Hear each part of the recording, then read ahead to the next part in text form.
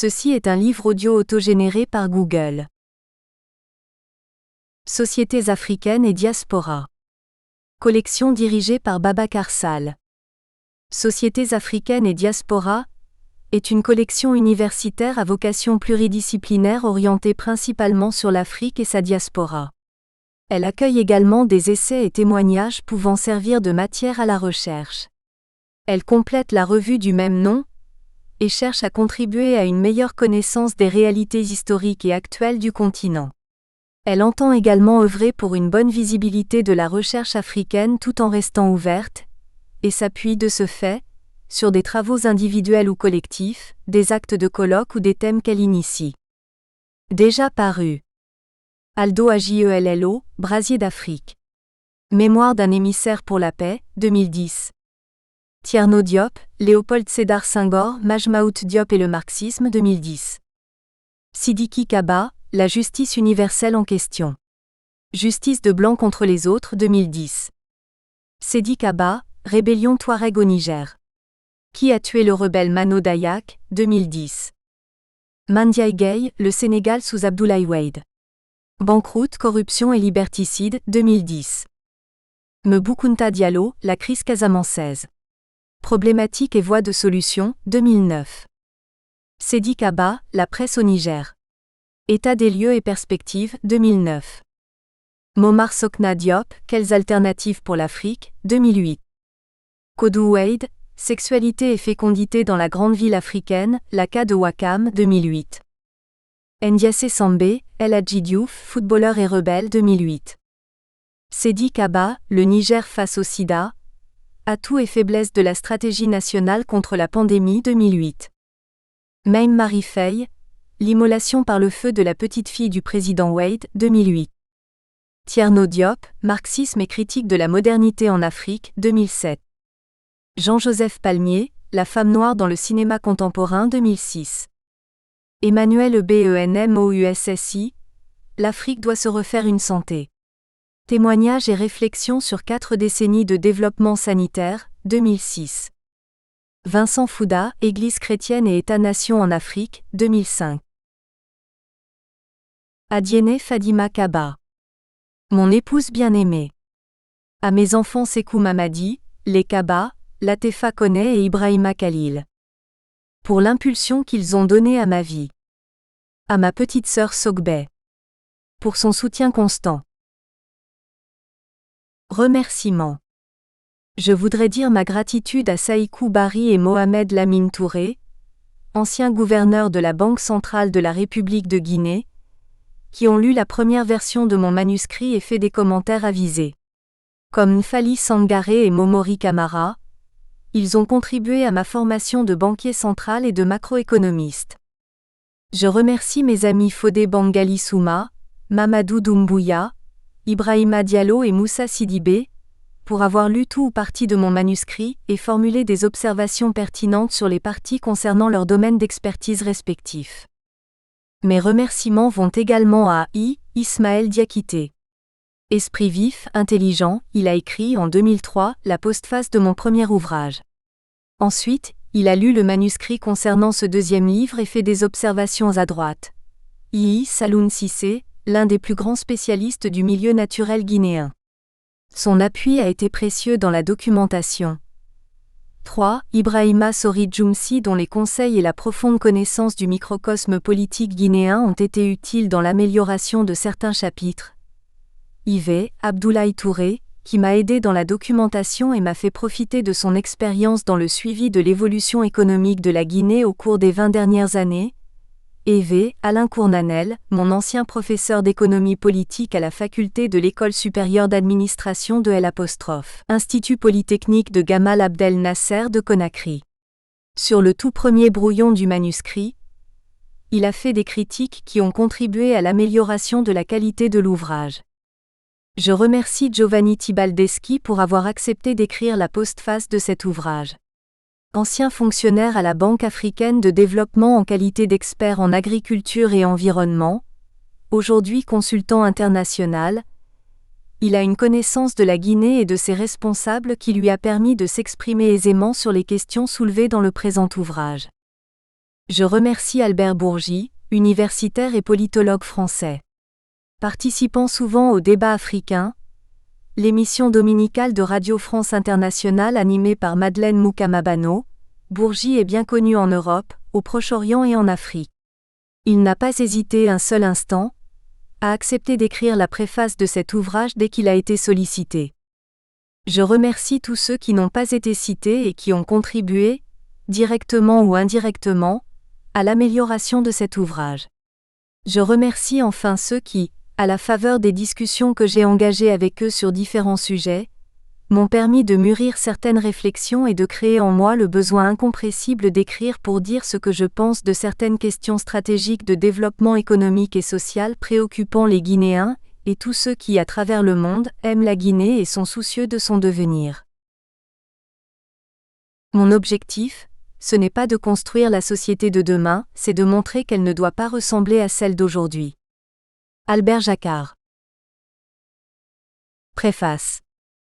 À un moment où la Guinée cherche sa voie, et où les principales forces, notamment politiques et sociales, de ce pays sont déterminées à tourner définitivement le dos aux dérives qui ont eu cours pendant ces dernières décennies, l'ouvrage de Mamadi Camara a le grand mérite d'offrir aux futurs dirigeants des clés pour affronter les défis à venir. Averti par sa riche expérience, à la fois nationale et internationale, des multiples dimensions que revêt une véritable politique de développement, l'auteur n'élude aucune question, comme en témoignent les diverses têtes de chapitre que recouvre sa réflexion. Celle-ci prend bien évidemment en compte les questions économiques, financières et sociales auxquelles s'identifie une bonne gestion du pays, mais elle est également indissociable d'une analyse politique articulée autour du respect, par les responsables nationaux, des principes et des valeurs qui fondent une démocratie. C'est à ce titre, par exemple, que Mamadi Camara passe au crible les méfaits d'une gestion patrimoniale de l'État dont témoigne, parmi bien d'autres exemples, la prise de décrets et de contre-décrets au cours d'une même journée, dictée par la seule prise en compte d'intérêts particuliers.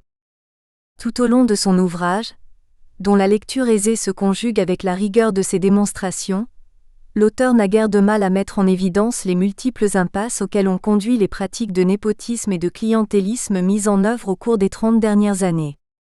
Cela va des nominations à des postes de responsabilité, ou du déroulement des carrières des fonctionnaires, au dévoiement systématique des règles du libéralisme dont la Guinée a fait officiellement l'option à partir de 1984.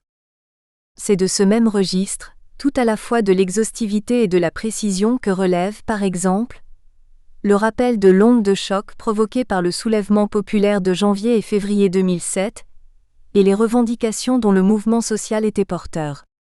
Mamadi Camara analyse sans complaisance les causes de l'échec du gouvernement de large consensus, mis en place sous la pression de la rue. Il tire en fin de compte un bilan totalement négatif de cette période où les deux premiers ministres qui se sont succédés se sont davantage évertués à s'inscrire dans la continuité politique qu'à marquer la rupture tant souhaitée par l'écrasante majorité des Guinéens. En lieu et place d'une politique de réformes économiques et sociales, les chefs de gouvernement en question n'ont eu d'autre souci que de perpétuer des pratiques qui confortaient les cercles de pouvoir les plus proches du président Lansana Conté et prolongeaient, voire aggravaient, les conditions de vie des populations. Bien qu'il s'agisse d'un ouvrage que l'on peut qualifier d'engagé, son auteur ne se départit jamais des qualités que requiert une réflexion sérieuse. Statistique à l'appui, l'auteur prend toujours soin d'étayer ses arguments et de développer des démonstrations qui ne souffrent aucune contestation. Le résultat est que l'ouvrage de Mamadi Camara comble un vide, celui d'une bonne connaissance du système guinéen qui ne s'est guère préoccupé de l'intérêt général.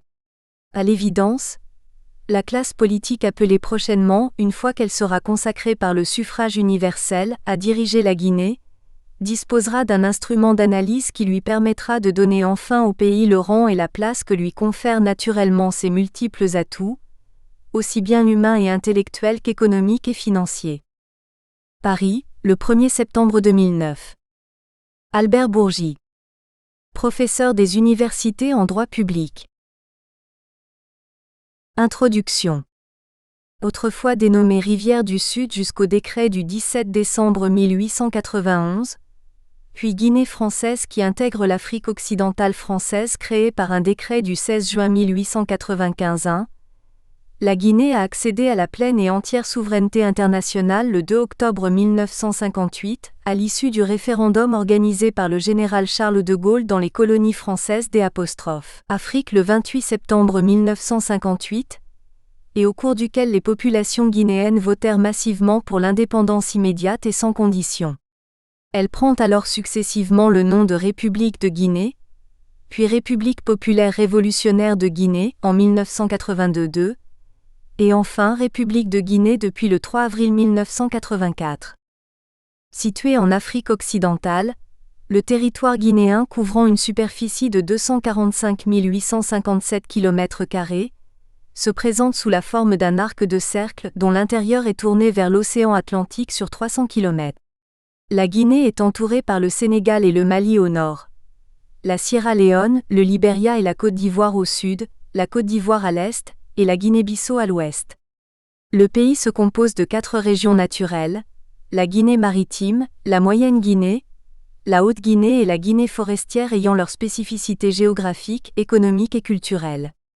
Ces 4 régions couvrent les pourcentages suivants de la superficie totale: Guinée maritime 18%, la Moyenne Guinée 22%, la Haute-Guinée 40% et la Guinée forestière 20%. Après la conquête de son indépendance en 1958, l'évolution du pays a été marquée par une longue période de gestion étatique de type socialiste pendant 26 ans, avec un système de parti unique, suivi d'une non moins longue période de libéralisme économique et de démocratie multipartite, 24 ans, caractérisée par un manque d'alternance présidentielle en dépit de 3 élections présidentielles en 1993, 1998 et 2003. Ces 2 périodes ont engendré une faillite économique, financière et sociale avec l'apparition de profonds déséquilibres internes et externes notamment sous la Deuxième République, 1984 à 2008. Cette faillite s'explique avant tout par la mauvaise gouvernance et certaines contraintes qui n'ont pas permis au pays d'amorcer son décollage économique en dépit de l'existence d'enviables ressources naturelles.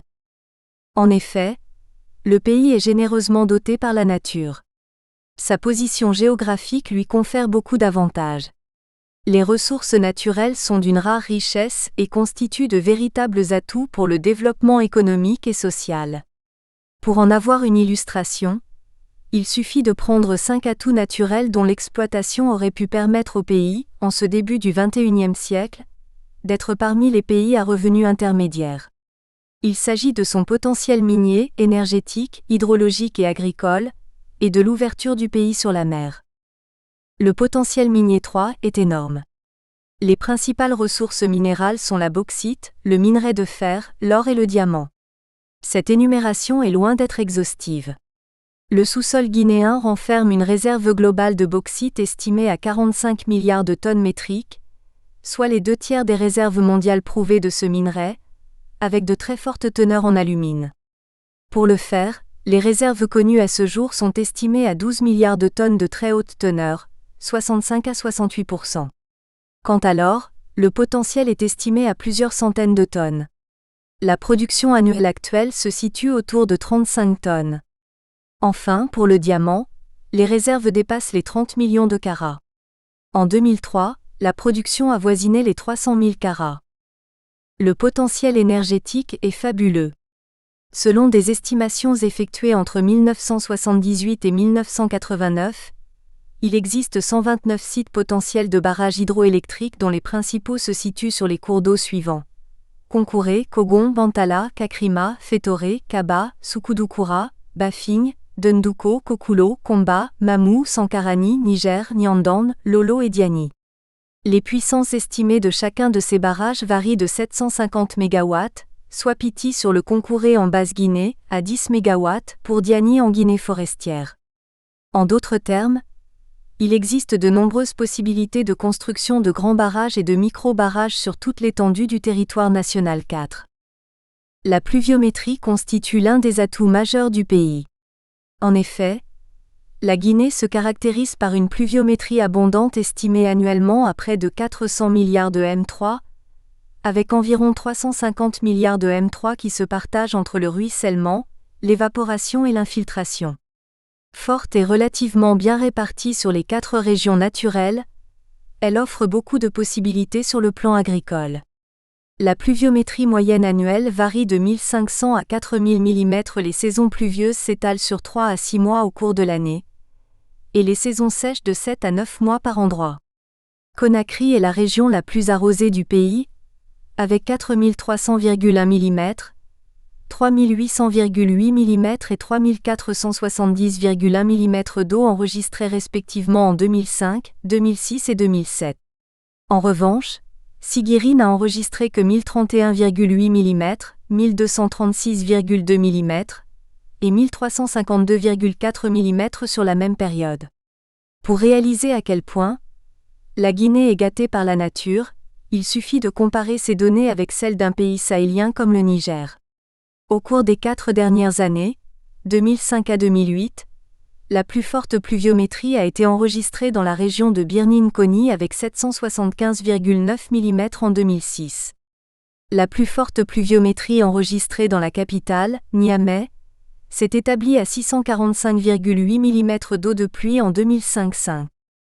Le potentiel foncier est évalué à 364 000 hectares de terres aménageables. Il est favorisé par l'existence de nombreux cours d'eau et d'une végétation variée et riche. En effet, la Guinée est arrosée par 54 cours d'eau dont les principaux sont le Niger et ses affluents longs de 4200 km, le Bafing, la Gambie, le Concouré et la Kolanté. Le fleuve Niger couvre une superficie de 13 000 km². La géographie physique révèle une surface agricole utile de 63 000 km² et une végétation composée de forêts denses sèches et de forêts claires, 16 000 km², de forêts denses humides, 7 000 km², de savanes herbeuses, 200 000 km² et de mangroves, 2 500 km².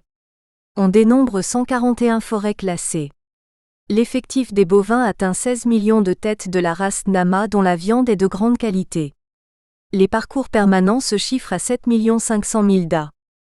Enfin, le dernier atout réside dans le fait que la Guinée bénéficie d'une ouverture maritime d'une longueur de 300 km de côte avec 3 ports minéraliers à Kamsar, Conakry et Benti, un port marchandises, un port de pêche à Conakry.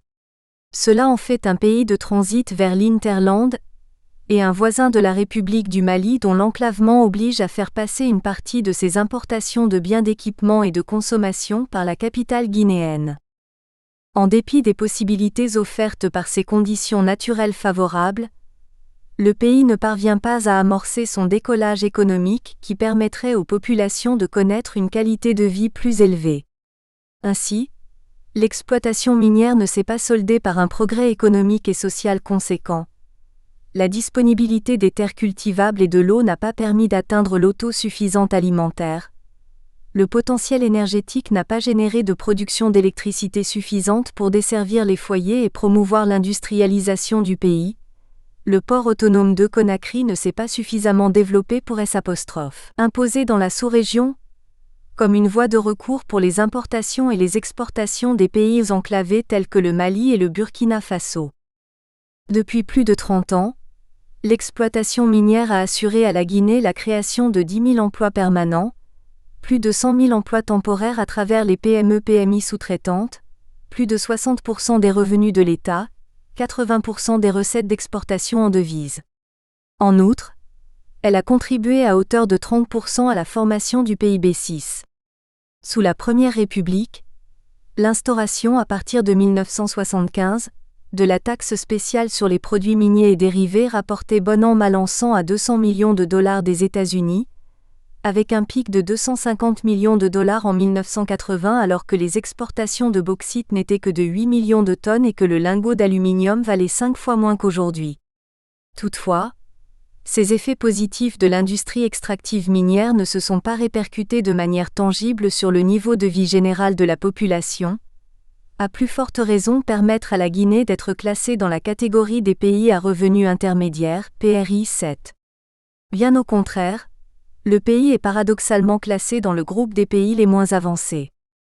Concernant la production d'énergie, sur l'ensemble des sites hydroélectriques, seuls 6 sont actuellement exploités produisant 75 MW en période haute et 35 MW en période basse pour Garafiri, 37 MW pour les Grandes Chutes, 15 MW pour Donkea, IV 5 MW pour Banéa, V 3,2 MW pour Kincon, V 1,5 MW pour le Tinkiso, soit au total une production variant entre 136,7 MW et 96,7 MW, pour moins de 1% de la puissance des sites potentiels recensés. L'appoint apporté par les centrales thermiques ne couvre guère les besoins domestiques et industriels. En 2006, la Société Électricité de Guinée a fourni moins de 35% de la demande. La production de riz passe de 200 000 tonnes en 1951 à 500 000 tonnes en 1991-1992, puis de 640 000 tonnes en 1995 à 816 000 tonnes en 1999-2008. Dans le même temps, le pays importait 200 000 à 300 000 tonnes de riz usiné. Ce déficit peut être comblé par la production nationale, à condition que soient mis en œuvre les moyens nécessaires pour la réaliser. Les produits d'exportation sont essentiellement constitués de l'ananas, du café, du cacao, de l'igname, du coton, de la mangue, de l'acajou, du karité, du caoutchouc, des contreplaqués, etc. Pourtant, l'administration coloniale avait prévu la création de 4 grandes zones d'économie stratégique dont la Guinée faisait partie, du fait de son potentiel minier et énergétique. Ces 4 zones s'articulaient autour des ensembles suivants. Les confins algéro-marocains, les confins algéro-tunisiens, le sud de Madagascar sur la côte ouest qui alimenterait la base de Diego Suarez et le groupe de territoire de l'océan Indien, et la Guinée qui pourvoirait aux besoins de l'Afrique occidentale française, de l'Afrique équatoriale française et du Cameroun. Ces zones seraient des combinats industriels susceptibles de rassembler les éléments de production, de contenir depuis les mines, les sources d'énergie, les usines métallurgiques et chimiques jusqu'aux industries de transformation neuves. Cette prédestination du pays à jouer le rôle de locomotive sous-régionale ne s'est pas concrétisée à partir de 1958, et le pays se trouve aujourd'hui sans industrie nationale consistante en dépit de son potentiel minier, énergétique et agricole. En effet, en dépit de ses potentialités, la Guinée souffre encore d'un déficit de production vivrière, industrielle et énergétique injustifiable. Le pourcentage de la population ayant accès à l'eau potable, adduction d'eau et forage, est de 51% du fait du développement des forages dans les villages grâce notamment aux activités du Service national des points d'eau, SNAP. Le taux d'accès à l'énergie électrique est de 16,4% en 2005. En 2006, 56% de la population vivait en dessous du seuil de pauvreté, l'espérance de vie s'établissait à 56 ans et le revenu par tête d'habitant se chiffrait à $410 américains. La transformation des potentialités naturelles en richesses matérielles se heurte à plusieurs contraintes dont les principales sont l'insuffisance de production énergétique et la faible productivité agricole, le faible niveau des ressources humaines et aussi et surtout, la mauvaise gouvernance. Comment donner à l'économie une vitalité capable de créer suffisamment d'emplois et de richesses, afin de hisser le pays à un niveau de prospérité auquel ses ressources naturelles lui donnent droit? Comment avoir une direction politique démocratiquement mise en place qui, tel Midas, souverain de Phrygie au XIIe siècle avant Jésus-Christ, transformait en or tout ce qu'il touchait, pourrait transformer les immenses potentialités du pays en richesses matérielles dont bénéficieraient toutes les populations? Comment transformer ces dons de la nature, ces atouts économiques incomparables en prospérité pour tous? C'est le défi du développement auquel la Guinée est confrontée depuis 50 ans d'indépendance, et qu'aucun pouvoir n'est encore parvenu à relever, le pays demeurant dans les profondeurs du sous-développement. Sur la plupart des contraintes et des mauvaises pratiques préoccupant le citoyen ordinaire et les intellectuels guinéens et étrangers soucieux du devenir de la Guinée, nous avons écrit à un ami, de 2002 à 2008, des mémorandums analysant les tenants et aboutissants de chaque sujet abordé, ainsi que des recommandations qui nous paraissent adéquates. Ces mémorandums portent sur la gestion irrationnelle de l'État, et les pratiques non moins irrationnelles en matière de nomination des cadres aux postes de responsabilité. Ils ont trait également aux questions suivantes. La retraite des ambassadeurs et des ministres, les événements de janvier-février 2007, 3. Le fondement et la finalité des privatisations. Le développement insuffisant des infrastructures de base, eau, électricité. Les travaux publics et les transports. Les problèmes environnementaux que pose l'exploitation minière, l'exploitation abusive des forêts et savanes et le traitement des déchets dans les centres urbains. 7. La problématique du développement du secteur agricole. Les services d'intérêt public, transport ferroviaire, télécommunications.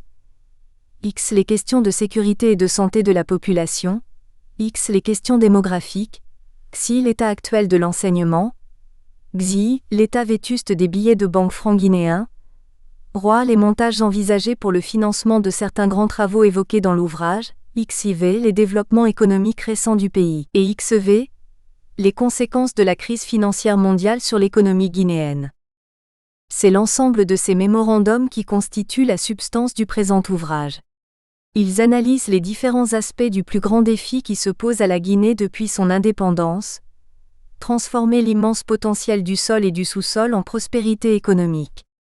L'ouvrage propose des solutions pour mettre le pays sur la voie d'une croissance forte et durable, dont les effets bénéfiques pourraient être partagés par le plus grand nombre de Guinéens. 1. L'État. Le gouvernement et les citoyens. La distinction classique entre les régimes politiques retient 3 formes de gouvernement. Le gouvernement d'un seul, la monarchie, de quelques-uns, l'aristocratie et du plus grand nombre, la démocratie. La démocratie, terme politique apparu à Athènes sous l'Antiquité, signifie le gouvernement du démos, c'est-à-dire le peuple. On entend par État la représentation institutionnelle de la volonté du peuple, qui l'a autorisé à agir en situation normale ou extrême, afin d'assurer la défense et le bonheur de l'ensemble et des droits des parties. 10. Et comme on l'enseigne en sciences politiques, pour qu'il y ait État, il faut qu'il y ait une personne ou un groupe qui ait le droit incontestable et le pouvoir de décider dans les situations extrêmes. C'est ce qu'on appelle la souveraineté qui doit s'exercer de manière autonome, unitaire et soustraite de la décision d'un autre en cas de crise. La fonction de l'État consiste donc à défendre les intérêts des citoyens, à rechercher leur bonheur et à défendre leurs droits. Depuis son accession à la souveraineté pleine et entière le 2 octobre 1958, la Guinée a choisi la démocratie dont l'application a varié au cours des 2 régimes qu'elle a connus jusqu'à présent. Sous la Première République, il existait une démocratie de type socialiste ne souffrant aucun pluralisme politique, bien que la Constitution l'ait prévu. Sous la Seconde, se déroule sous nos yeux une expérience intéressante de démocratie pluraliste avec l'existence de plusieurs partis politiques sans cependant la possibilité pratique d'alternance politique au sommet de l'État. Au cours des 6 premières années de l'indépendance, l'État fonctionnait de manière normale.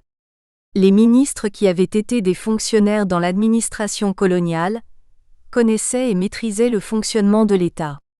Le président de la République élu au suffrage universel avait son bureau et sa résidence au palais de la Présidence. Il recevait les courriers des différents départements ministériels, les lisait, les annotait en donnant des instructions. Il recevait également du courrier de ses pairs africains et d'ailleurs, ou de toute autre personne non liée à l'appareil d'État, qu'il lisait avant de les traiter. À partir de 1964, avec l'entame de la radicalisation du régime, est instaurée la prééminence du parti sur l'État. Toutes les décisions prises par le gouvernement à partir de cette date découlaient généralement de la volonté populaire qui s'exprimait à travers les différentes instances du Parti démocratique de Guinée, PDG, section du Rassemblement démocratique africain, RDA, créé à Bamako au Soudan français, l'actuelle République du Mali en 1946. En dépit de cette nouvelle donne, l'État à travers l'administration publique a continué à fonctionner de manière classique. Les décrets étaient pris en Conseil des ministres et publiés au journal officiel. En général, les projets de décrets étaient initiés par les départements ministériels et soumis au président de la République. À de rares occasions, le président Ahmed Sékou Touré a nommé des cadres au cours de meetings populaires. La défense du territoire national était bien assurée, et l'armée était composée d'officiers et de soldats bien formés, soit sous la période coloniale, soit après la proclamation de l'indépendance.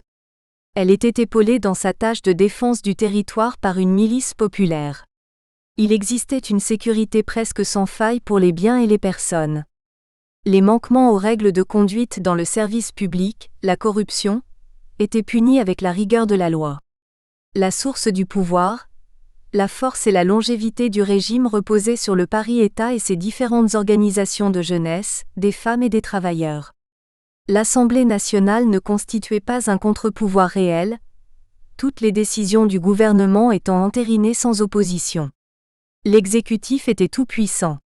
Toutefois, Ahmed Sékou Touré avait une aversion de l'argent public, ou tout autre bien collectif, dont il ne s'est jamais approprié à des fins personnelles. Sous la Deuxième République, une gestion très patrimoniale de l'État va s'instaurer progressivement. Dès le départ, le général Lansana Conté répugnait s'asseoir dans un bureau pour traiter les dossiers de l'État.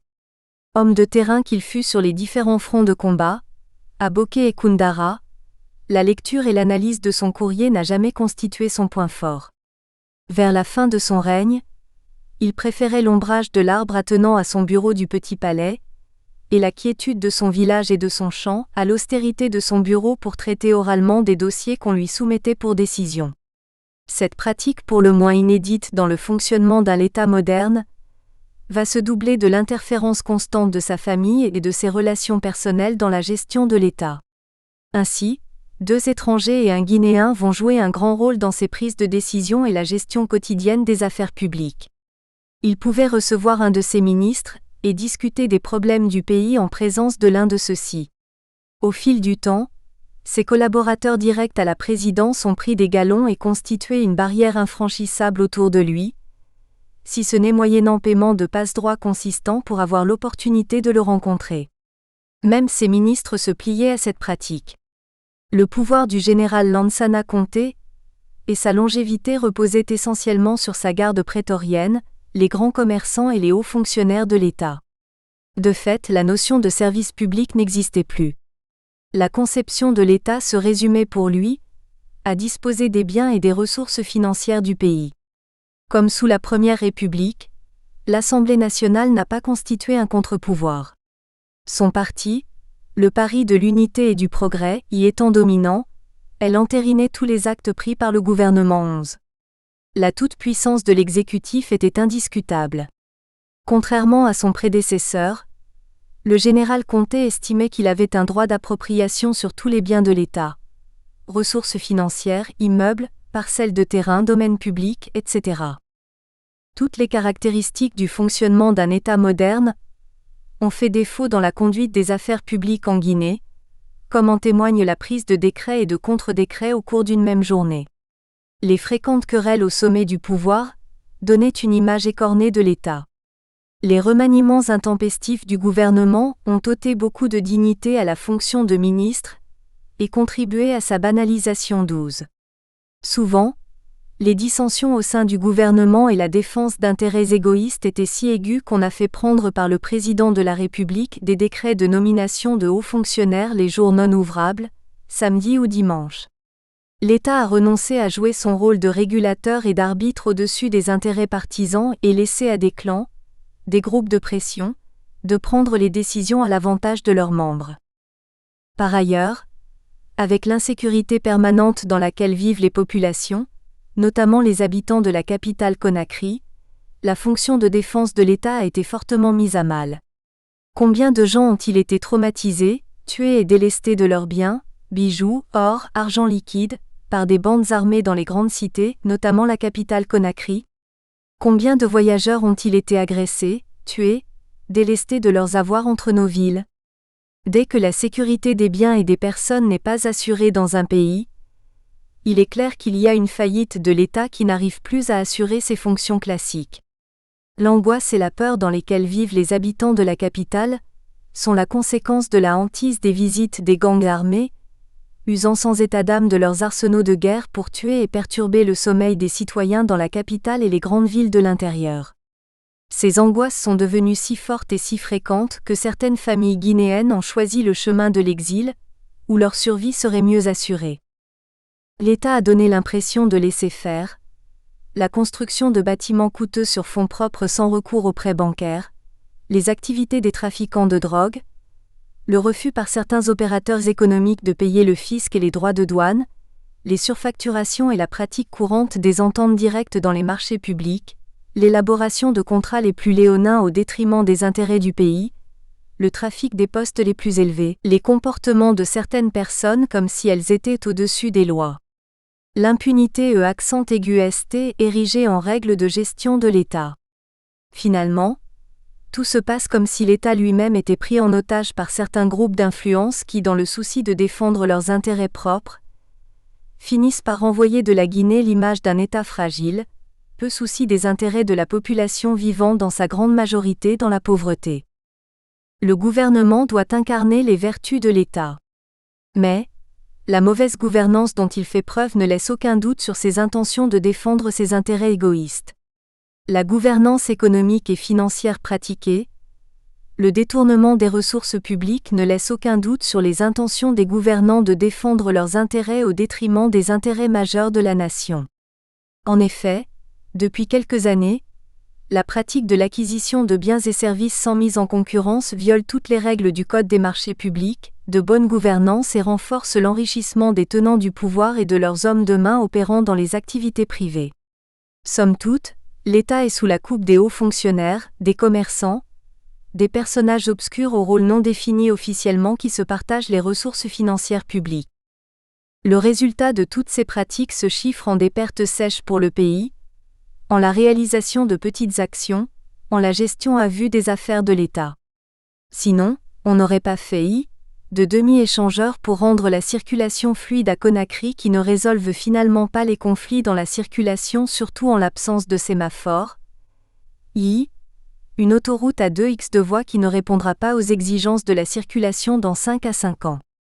Pour une capitale dont l'essentiel des services publics et privés se trouve sur une presqu'île exiguë et difficile d'accès, on aurait dû faire preuve d'une plus grande ambition en faisant une autoroute à 3x3 voies, 2 ou 3 échangeurs complets qui permettraient d'exclure tout conflit de trafic. Les travaux publics ne sont qu'un exemple parmi tant d'autres montrant que les dirigeants n'ont pas une grande ambition pour le pays, guidés qu'ils sont par le souci de l'enrichissement personnel. En se livrant à de telles pratiques, ce sont les intérêts des citoyens qui sont lésés et relégués au second plan. C'est pourquoi, il faudra opérer une refonte totale de la conception qu'on a de l'État, en édictant des principes et des règles de fonctionnement sur la base desquels chaque responsable public sera jugé. Cette réforme administrative qui sera plus pratique que théorique doit commencer par le sommet de l'État, la présidence de la République. D'abord, le président de la République ne doit pas être déifié ni considéré comme un homme providentiel. Car le leader n'est pas nécessairement le meilleur. À un moment donné, c'est lui que toutes les conjonctions des événements indiquent et font ressortir. 13. En outre, faire l'apologie des tenants du pouvoir doit être banni des mœurs politiques en Guinée. Alfred de Vigny ne dit-il pas qu'on ne doit avoir ni amour, ni haine pour les hommes qui gouvernent? On ne leur doit que les sentiments qu'on a pour son cocher. Il conduit bien ou il conduit mal. Voilà tout. Les laudateurs des responsables et ceux qui les applaudissent pour un rien ont fait trop de mal au pays depuis l'indépendance, contribuant ainsi à fabriquer des dictateurs et à retarder l'ancrage de la démocratie en Guinée et le développement économique et social. Borges XIV disait haïr la dictature parce qu'elle rend tout le monde idiot. Ensuite, l'organisation et le fonctionnement de la présidence doivent être revus de manière fondamentale. De façon classique, l'effectif de la présidence comprend des militaires et des civils. Les principaux collaborateurs du président doivent être le secrétaire général, SG, et son adjoint, une bonne dizaine de conseillers techniques et chargés de mission, le chef d'état-major particulier, le directeur de cabinet, le chef du protocole, le directeur du bureau de presse. Le secrétariat général, SG, de la présidence de la République est un organe chargé, dans la tradition française dont nous sommes les héritiers, avec le secrétariat général du gouvernement, de la préparation des conseils ministériels et de la liaison entre la présidence de la République et l'ensemble des pouvoirs publics. Le fait de travailler de façon très étroite avec le président confère à son titulaire un prestige indéniable, mais point de préséance sur les membres du gouvernement. Il faudra exclure l'élévation du SG au rang de ministre au risque d'en faire une réplique du Premier ministre. Ensuite, il faudra ancrer dans la durée certains ministères dont l'organigramme ne doit pas changer trop fréquemment à l'occasion des remaniements ministériels. Il s'agit principalement du ministère de l'Économie et des Finances, du ministère des Affaires étrangères, du ministère de la Santé publique, du ministère des Équipements. La gestion de chaque département sera axée sur les résultats dont dépendra le maintien des titulaires des différents postes. Il faudra également instaurer la règle qui consiste, pour un cadre, à gravir les échelons un à un avant d'atteindre le sommet dans l'appareil d'État. Brûler les étapes devrait être une exception. Pour exercer sa fonction de bâtisseur, l'État doit se doter d'une vision, d'une grande ambition pour le pays. Malheureusement, on se contente trop souvent des initiatives des institutions internationales de financement pour assurer la conduite du développement, en épousant leur stratégie de développement sans apporter celle initiée par le pays. En effet, la Guinée est l'un des rares pays qui se contentent du document de stratégie de réduction de la pauvreté, DSRP, comme document de référence pour le gouvernement et les partenaires au développement. Ce nouveau paradigme né après l'infortune des programmes d'ajustement structurel, PA, et d'inspiration breton-woodsayenne. Les PA n'ont pas permis une stabilisation durable des équilibres macroéconomiques et une transformation structurelle de l'économie à même de créer une classe moyenne dont les revenus seraient suffisants pour soutenir la consommation globale et qui donnerait naissance à une classe d'entrepreneurs privés modernes capables d'investir dans les industries de transformation. Le DSRP doit s'appuyer sur une volonté propre du pays s'exprimant à travers des plans de développement, courants dans les pays du Maghreb, et des documents de prospective, vision. Après avoir initié en 1996 Guinée, Vision 2010, le pouvoir n'a pas poussé ce projet plus loin qu'au stade de son élaboration simple. Point d'opérationnalisation, ni d'amélioration. Un pays sous-développé sans vision ne peut pas faire de progrès significatifs en matière de réduction de la pauvreté. Il ne peut même pas amorcer son décollage économique. L'exercice de la démocratie. Le coup d'État du 3 avril 1984 donna naissance à un pouvoir d'exception dirigé par un comité militaire de redressement national, CMRN, avec à sa tête le colonel Lansana Conté jusqu'au retour à une vie constitutionnelle normale en 1990. Le gouvernement mis en place alors comprenait des civils et des militaires. Au terme du référendum de 1990, fut adoptée en République de Guinée une nouvelle constitution qui remplaça celle de 1982. Le souhait du président Conté était de mettre en place une démocratie à deux partis. Cette idée de bipartisme fut combattue par une grande frange de la classe politique. C'est ainsi qu'en avril 1992, les partis ont été autorisés et légalisés. La loi fondamentale de la République de Guinée du 23 décembre 1990, modifiée en 1996 et 2002, consacre un régime présidentiel fort. En l'absence d'un Premier ministre, chef du gouvernement, le président est le seul maître dans l'exercice du pouvoir. Les premiers ministres nommés jusqu'à présent ne l'ont été que par dérogation à la Constitution. Les articles 37 à 45 donnent l'étendue des prérogatives du président de la République. Il nomme les ministres et fixe leurs attributions. Il accrédite les ambassadeurs. Il nomme à tous les emplois civils et militaires et dirige l'administration. Il ne participe pas au débat de l'Assemblée nationale. Lorsqu'il adresse un message à celle-ci, il est lu par un ministre. Les modifications apportées à la loi fondamentale portent sur plusieurs points dont le titre 3, du président de la République, en ses articles suivants, article 24 qui devient « Le président de la République est élu au suffrage universel direct. La durée de son mandat est de 7 ans renouvelable. Article 26. Tout candidat à la présidence doit être de nationalité guinéenne, jouir de ses droits civils et politiques et être âgé de 40 ans au moins. » En d'autres termes, la durée du mandat présidentiel devient illimitée et il n'existe plus d'âge limite pour être candidat à la magistrature suprême. Le décret numéro D2002 49e PRGSGG du 15 mai 2002 promulgue la loi constitutionnelle adoptée par référendum du 11 novembre 2001. La constitution des partis politiques est reconnue par la loi. Parmi les conditions d'agrément des partis, il en existe une à laquelle le ministère de l'Intérieur ne prête pas attention, à savoir l'article 13 de la loi fondamentale qui dit « Ils doivent être implantés sur l'ensemble du territoire ». Nous espérons que vous avez apprécié cet aperçu. Pour continuer à écouter ce livre audio sur Google Play Livres, utilisez le lien dans la description de la vidéo.